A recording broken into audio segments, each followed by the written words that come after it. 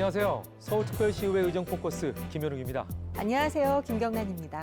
서울시의회는 행정을 견제하고 감시하는 시의회 본연의 역할을 충실히 하겠다는 각오와 함께 서울시청과 서울시교육청의 위법, 부당한 행정으로 곤란을 겪는 시민들의 의견을 적극 수렴하겠다고 밝혔습니다. 네, 시청과 시교육청이 법을 위반한 사례나 시민 생활에 불편한 사항을 제보하면 오는 11월 2일부터 15일까지 14일간 진행될 2021년 행정사무감사에서 공무원들에게 시정을 요구하고 의정활동 자료로 활용할 계획인데요. 제보를 원하는 시민들은 오는 10월 20일까지 서울시의회 홈페이지와 이메일, 우편, 서울시의회 의원회관 4층 시민권익 담당관 방문 등 다양한 방법으로 의견을 접수하시면 됩니다. 서울시청과 서울시교육청이 시민을 위해 올바르게 운영될 수 있도록 시민 여러분의 많은 제보 바랍니다.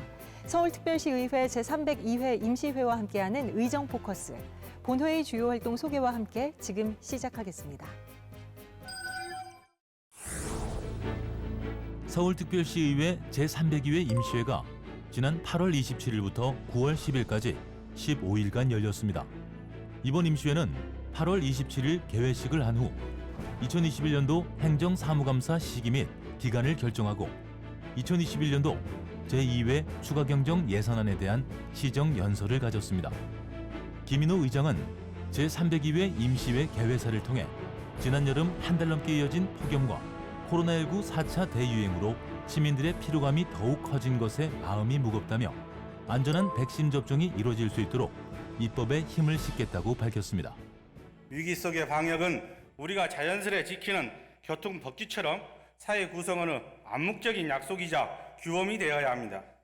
바이러스 위협으로 너무나 지치고 괴롭습니다만 한계를 정하기보다는 지금 우리가 할 수 있는 최선의 노력을 기울입시다. 서울시의회도 한계와 경계를 정해두지 않고 할 수 있는 책임을 다해 나가겠습니다.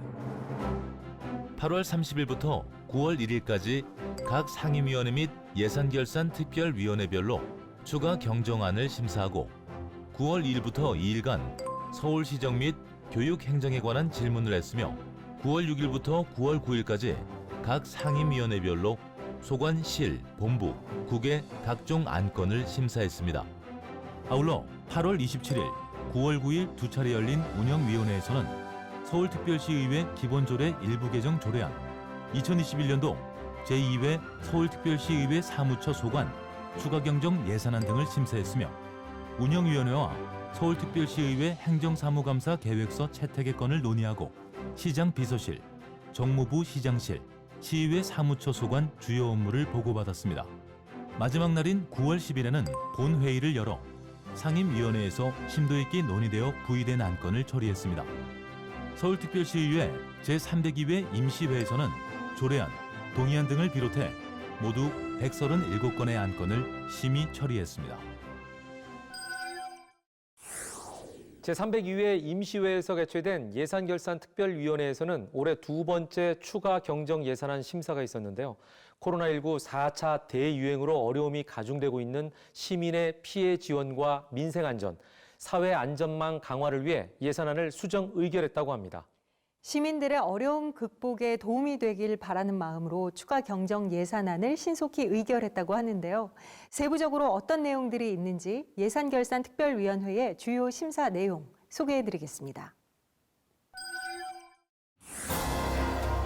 예산결산특별위원회는 9월 1일 서울시와 서울시 교육청이 제출한 제2회 추가 경정 예산안을 수정 의결했습니다.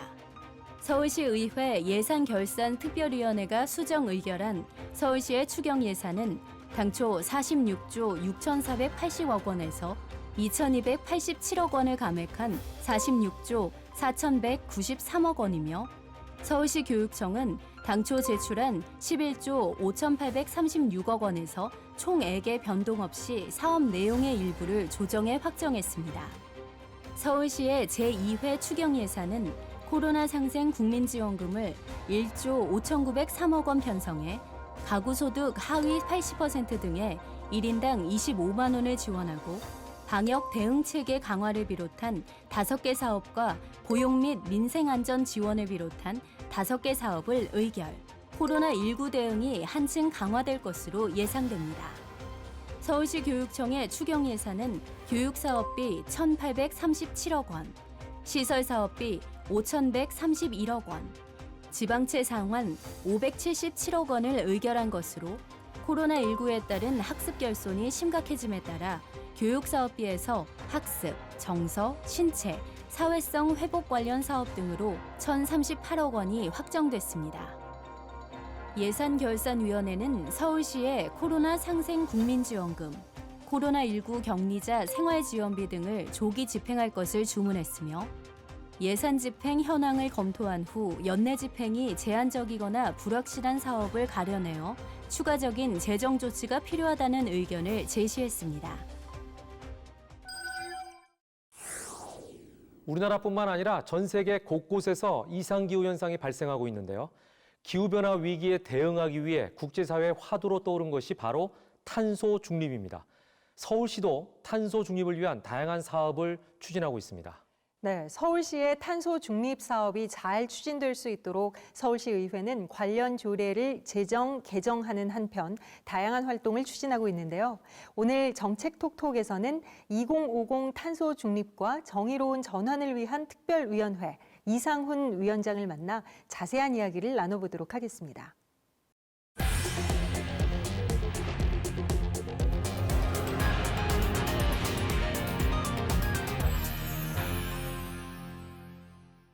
네, 안녕하세요, 위원장님. 예, 안녕하세요. 네, 자 바쁘실 텐데 이렇게 시간 내주셔서 감사합니다. 소중한 자리에 초대해 네네. 주셔서 고맙습니다. 아, 예, 아이고.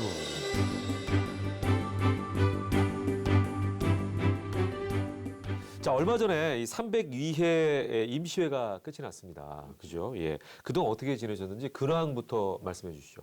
예, 지금 이제 내년도에 네네. 대통령 선거와 이제 지방 선거가 있다 보니까 예, 하여튼 그 경선 준비에 또 시의원들도 또 지역에서 또 유권자들과 함께 또 대선 경선 준비를 하느라고 무척 바빴습니다.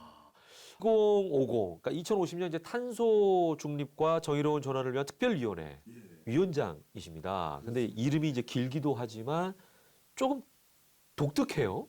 네, 어떤 일을 하는 곳인지 소개를 좀 부탁드릴게요. 그러니까 2050년까지 지구의 온도가 1.5도씨 상승 선에서 억제하기 위해서는 그 온실가스 또는 지구의 온난화를 가속화시키는 이 탄소의 배출량을 제로로 만들고 그렇게 하기 위한 과정 속에서 발생되는 다양한 사회적 불평등이나 사회적 안전망을 잘 구축해야 되는 그런 정의로운 전환의 과제가 있기 때문에 이 조직의 위원회 이름이 좀 낯설지만 그런 탄소 중립과 정의로운 전환이라고 하는 핵심 키워드를 쓸 수밖에 없었습니다. 근데 이제 지금 설명해 주셨지만 정의로운 전환은 어떻게 뭘 이룬다는 건지 이것도 좀 설명을 그러니까 우리가 어떤 정책을 할 때 예, 예. 억제하는 정책이 있고 예, 예. 그 과정에서 또 적응해야 되는 정책이 있는데 그렇죠. 예. 정의로운 전환이라는 것은 이런 적응 정책의 한 분야인데요.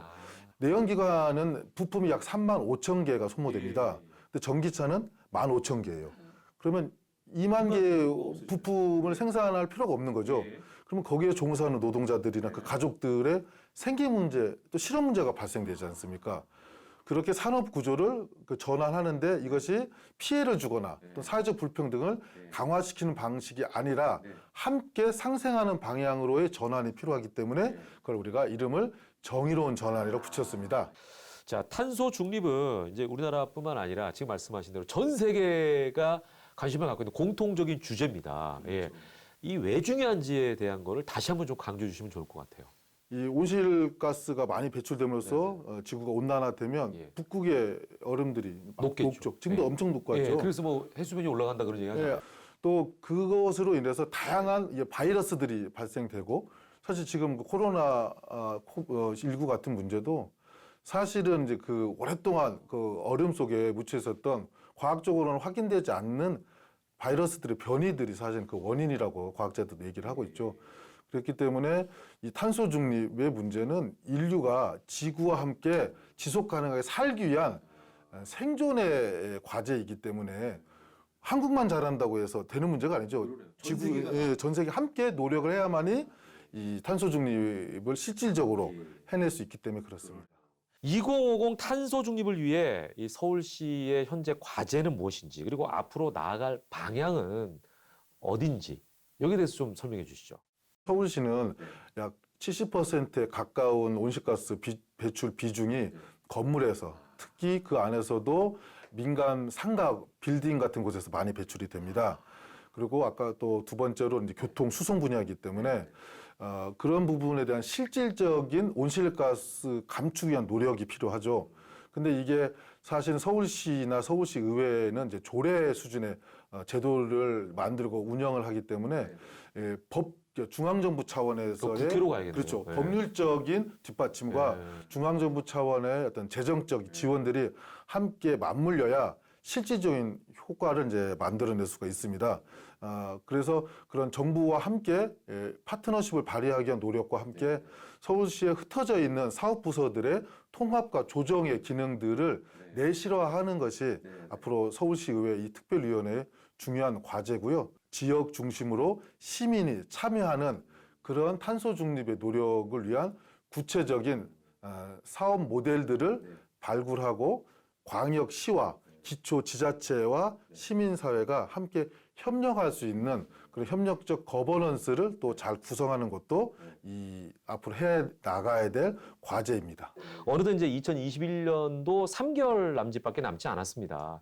개인적으로 위원장님의 올해 남은 이 기간 동안의 목표, 계획 뭐가 있으실까요?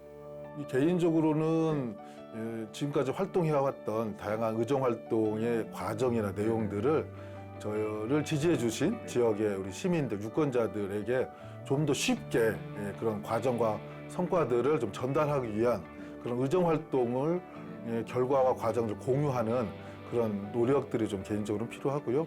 의정활동 보고서를 충분히 돌릴 시간이 이렇게 넉넉하지 않아요. 그러니까 이제 그런 게 이제 아마 마지막 남은 기간 동안 이제 개인적으로는 해야 될 일이라고 생각이 들어요.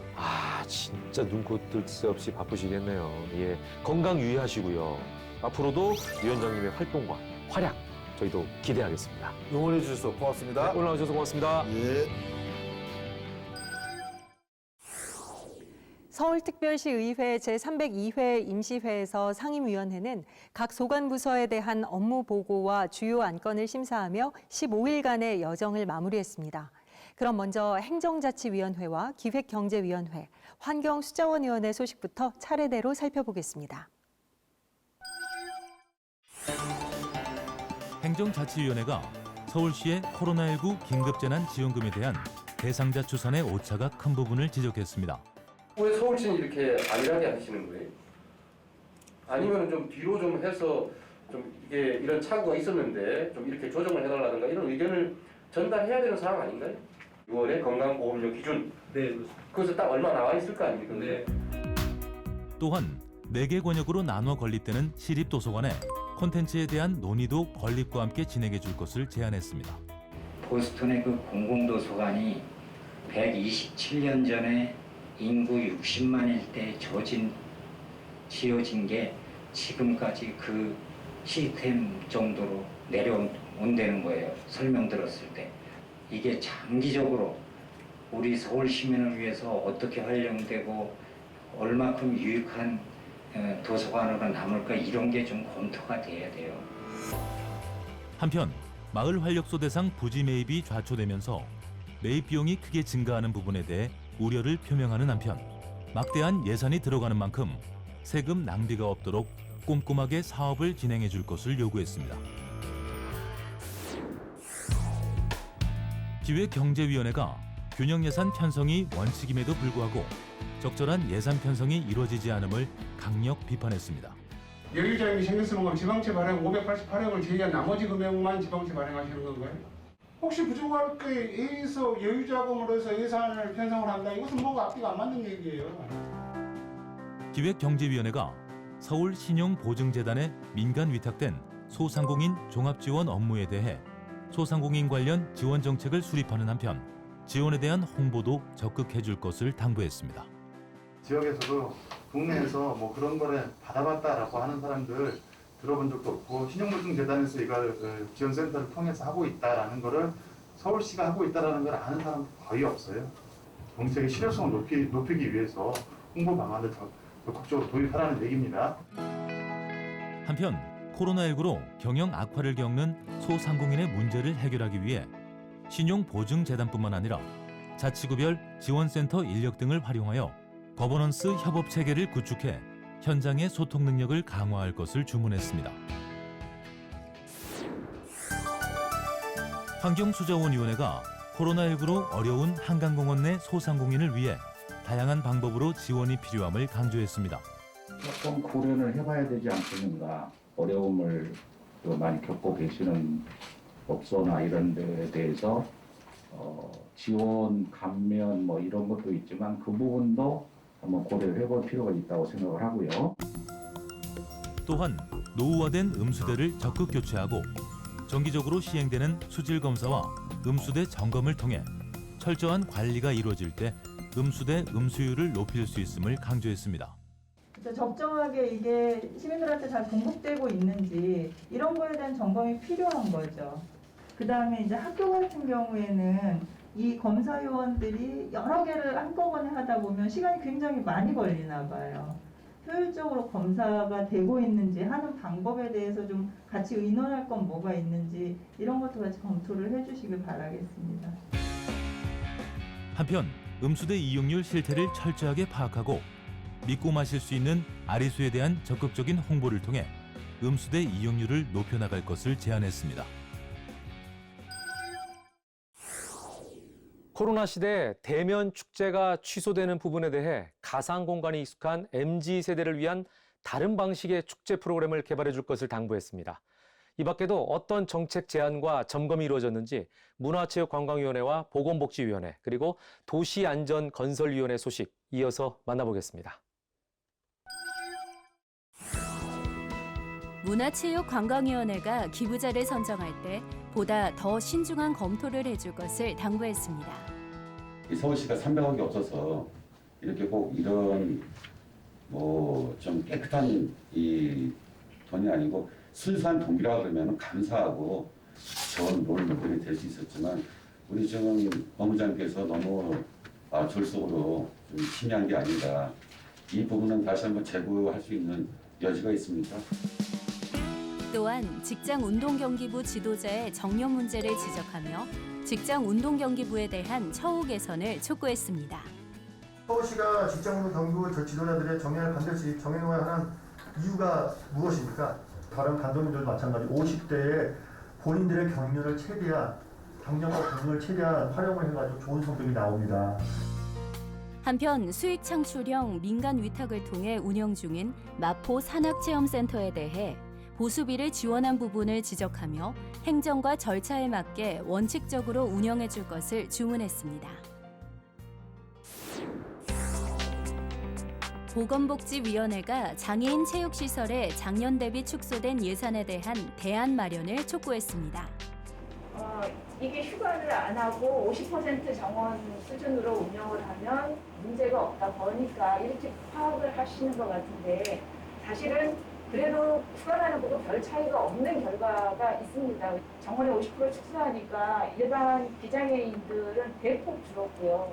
또 하나는 이 수영장 같은 걸 열어놓으면 고정 비용이 들어가요. 수영장은 50%만 받는다고 물 50%만 쓰는 것도 아니잖아요. 또한 국공립 어린이집에만 치우치는 입소 대기 문제를 해소하기 위한 서울형 공유 어린이집 사업에 대해 사업의 기본 취지를 잘 살려줄 것을 주문했습니다. 원래 취지가 인간과 가정을 리더인 국공립 어린이집이 이렇게 좀 끌고 그리고 교육 서비스도 개선하고 어린이집 간 입소를 조정하겠다는 취지거든요. 근데 원래 취지와 이게 저는 맞지 않다고 보거든요. 한편 막대한 예산을 투입해 지은 스페이스 살림이 준공 후 채 1년도 되지 않은 시점에 발생한 건축물 하자 문제를 지적하고 건물 관리 및 안전사고 예방에 최선을 다해줄 것을 요구했습니다. 도시안전건설위원회가 서울물 재생체험관과 공원 개관 전 철저한 사전 점검을 통해 시민이 불편을 겪지 않도록 해줄 것을 당부했습니다.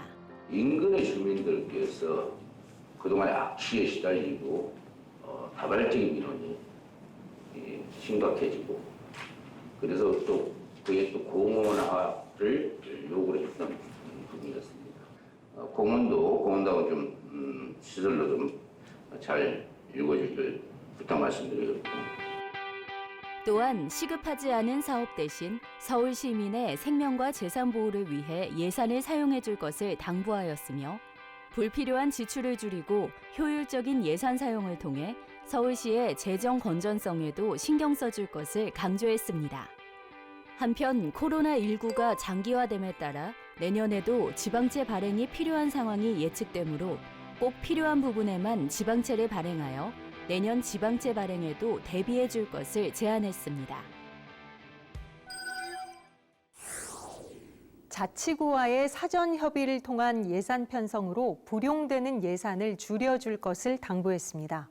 이 밖에 어떤 정책 제안과 점검이 이루어졌는지 계속해서 도시계획관리위원회와 교통위원회, 교육위원회 소식까지 전해드리겠습니다. 도시계획관리위원회가 서울시 전체 주택공급 목표량 설정 관리에 최선을 다해줄 것을 주문했습니다. 주택공급을 통한 주거 안정을 얻습니다. 이게 10개의 단지가 이렇게 착공이 안 돼서 1,500억 정도가 줄어든다는 것은 나머지 주택들이 다 공급이 지연된다는 거 아니겠습니까? 공급을 하겠다는 의지가 있는지 저는 잘 모르겠어요. 또한 연면적 60% 이상 노후도 의무 기준 문제를 지적하며 노후도 연면적에 대한 재개발 사업 진입 문턱을 낮췄습니다. 서울만 20년 이상 60%에 해당이 되지만 다른 지역은 50%입니다. 서울은 지금 현재 3분의 2지 않습니까? 실제 지금 현재 3분의 2에 해당되는 저층 주거지가 해당 지역이 거의 없습니다.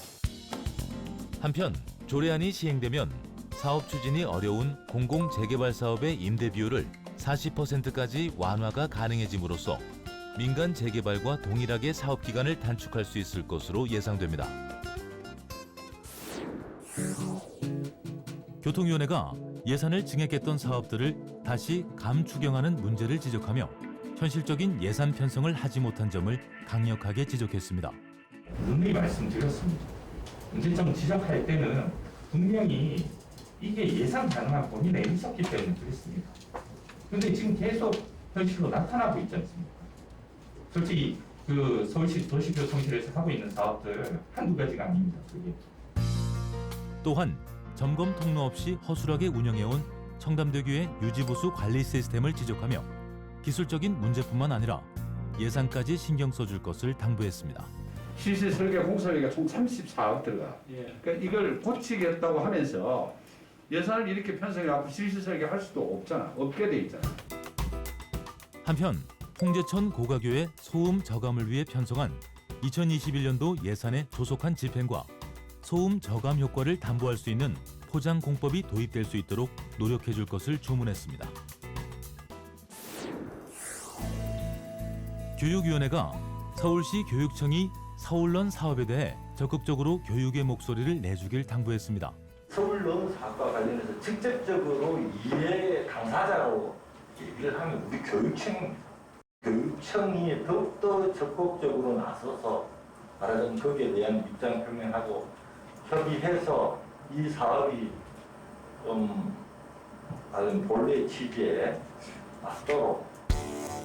또한 컨테이너 교실의 대안시설로 떠오르는 모듈러 교실에 대해 논의하는 시간을 통해 모듈러 교실의 안전성에 대한 우려를 표명하는 학부모에게 정확한 설명과 자료를 제공할 것을 제안했습니다. 또 하나는 안전성의 문제도 많이 부모들이 염려하는 것 같아요. 특히 하재로부터 좀 취약하다. 명확하게 부모들한테 데이터를 줘서라도 안전성에 대한 어느 정도의 신뢰를 줘야 된다고 봐요. 한편 모듈러 교실 설치로 인해 운동장이 협소해지는 등의 변화에도 아이들이 면학 분위기를 조성할 수 있도록 노력해 줄 것을 당부했습니다. K-팝, K-문화, K-푸드 등 전 세계의 주목을 받으며 대한민국의 품격을 높이는 다양한 분야가 있습니다. 이 중 빼놓을 수 없는 분야, 바로 중국을 넘어 아시아 시장에서 많은 사랑을 받고 있는 K-뷰티인데요. 네, 외국인과 젊은 층이 많이 모이는 명동에 K-뷰티를 한자리에서 보고 즐길 수 있는 체험관이 지난 9월 1일 오픈했습니다. 시민체험단이 그 현장을 찾아 우수한 제품을 살펴보고 다양한 체험을 했다고 하는데요. 함께 만나보시죠.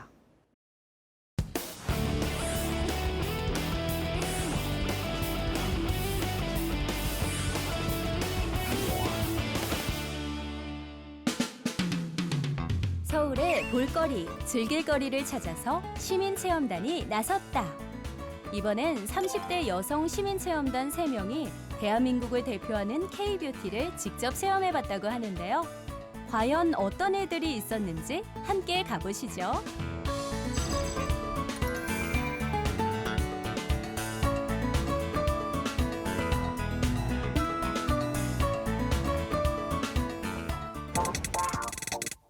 코로나19가 발생하기 전 뷰티 매장의 메카였던 서울 명동에 대한민국 화장품을 한눈에 보고 체험할 수 있는 특별한 공간이 생겼습니다.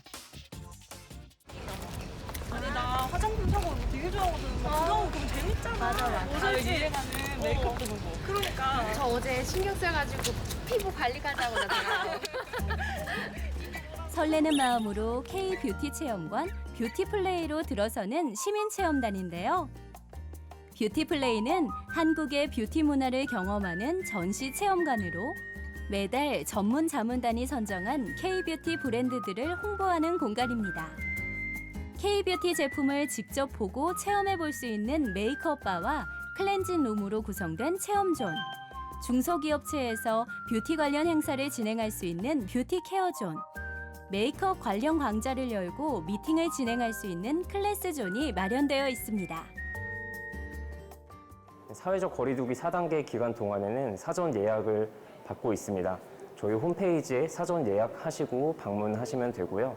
원데이 클래스 그리고 다른 정기 프로그램에 참석하시는 경우에도 홈페이지를 통해서 사전 예약해 주시면 됩니다. 전문가가 나에게 어울리는 색을 찾아주는 퍼스널 컬러 진단. 먼저 웜톤인지 쿨톤인지를 거예요. 퍼스널 컬러란 자신이 가지고 있는 신체색과 조화를 이뤄 생기 있고 활기차 보이도록 하는 컬러인데요. 어울리는 컬러를 활용함으로써 긍정적인 이미지를 얻을 수 있습니다. 저 이거 퍼스널 컬러 진단 너무 받고 싶었거든요. 너무 궁금해서. 근데 막상 받으니까 제가 그냥 감각적으로 입고 화장했던 거 다 비슷한 것 같고요. 근데 명확하게 더 말씀해 주시니까 더 앞으로 잘 절 꾸밀 수 있을 것 같아요. 이어 전문가에게 메이크업을 받아보는데요. 코로나19 방역 수칙에 따라 아이 메이크업만 해보기로 했습니다. 얼굴형에 어울리는 눈썹 모양부터 체험단에게 어울리는 가을 아이 메이크업까지 아이 메이크업만 해도 분위기가 확 달라진 것 같죠? 지금 저한테 맞는 색깔 추천을 해주셔가지고 받고 있는 게 색이 너무 예뻐요. 그리고 제가 원래 좀 진한 화장 안 좋아하거든요. 그래서 여리여리하게 해달라고 부탁드렸더니 지금 잘 해주고 계십니다. 여자의 변신은 무죄라고 했던가요? 아이 메이크업을 받은 만큼 포토존에서 함께 사진을 찍는 체험단.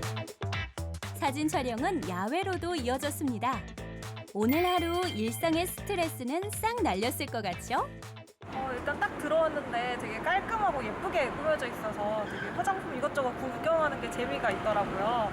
그리고 메이크업도 받아볼 수 있어서 너무 재밌었는데 딱 제가 좋아하는 그런 컬러를 딱 알아서 해주시니까 너무 좋았고 또 포토존 이런 데서 사진 찍고 노는 게 진짜 재밌는 시간이었습니다.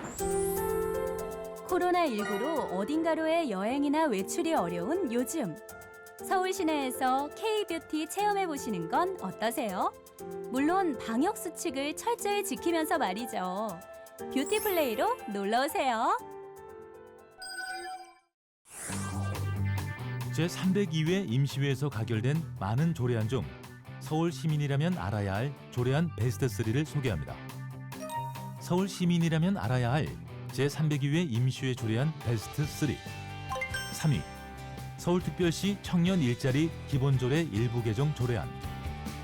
코로나19 장기화로 심각한 위기에 처한 청년들에게 안정적인 일자리를 제공하기 위해 서울시 투자, 출자, 출연기관의 청년 미취업자 고용 의무 비율을 확대하기 위한 조례안입니다. 서울 시민이라면 알아야 할 제302회 임시의 조례안 베스트 3. 2위, 서울특별시 양육재난지원금 지원에 관한 조례안. 코로나19를 비롯한 사회 자연재난으로 인해 양육에 대한 책임을 고스란히 가정에서 책임지면서 경제적 부담이 가중됨에 따라 양육재난지원금을 지원할 수 있는 제도적 근거를 마련했습니다. 서울 시민이라면 알아야 할 제302회 임시의 조례안 베스트 3. 1위, 서울특별시 고령 친화도시 구현을 위한 노인복지 기본조례 일부 개정 조례안. 조례안 개정으로 코로나19로 활동이 줄어듦에 따라 신체적 능력 저하와 우울증 증세를 겪는 노인들에게 노인복지시설 등과 연계한 노인 맞춤형 건강증진 프로그램이 제공됩니다. 최근 코로나19로 인해 비대면 산업이 확산되고 배달 매출이 급증함에 따라 플랫폼 노동자와 프리랜서가 지속적으로 증가하고 있는데요. 이들은 세금 신고를 해본 적이 없어서 신고를 아예 하지 않아 과태료를 물거나 환급금에 대해 모르는 경우가 많습니다. 네, 서울시에서는 서울특별시 마을세무사 운영조례안을 근거로 시민들에게 무료로 양질의 세무상담 서비스를 제공하고 있는데요. 플랫폼 프리랜서 노동자를 위한 무료 세무상담도 일주일에 2번 진행하고 있습니다. 서울시 노동자 종합지원센터 2곳, 동북권센터, 서남권센터에서 상담 예약을 통해 소득세뿐만 아니라 국세, 취득세 등 지방세까지 다양한 세무상담을 방문 또는 전화를 이용해 받으시면 됩니다. 세무상담을 통해 기본적인 혜택을 받으시길 바라며 서울특별시의회 제302회 임시회와 함께한 의정 포커스는 여기서 마치겠습니다. 시청해주신 여러분 고맙습니다.